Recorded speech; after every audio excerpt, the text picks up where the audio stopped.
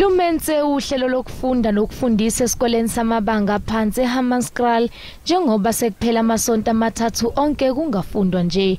Abafundi bazenzele umathanda ngenxa yokufunda, abafuna ukufunda ngaphansi kwesimo esingesihle sesikole.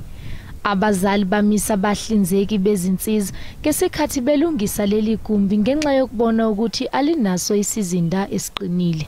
It was very painful for us, especially as parents and the community in our village, because this water here is very bad. Even if you can go there, it's very dirty. UMnyango wezeMfundo umatasatasa ulungisa isimo. We have lost 3 weeks of no schooling here because of the SGB and some community members who felt that they need to shut down the school. So we want to call upon them to say, during this recess, we will make sure that at least all those mobiles that are needed here, they are delivered. UMnyango wezeMfundo usunxusa abazali ukuba bavumele izingane ukuba zibuye esikoleni uma kuphela isikhathi samaholide ePhasika.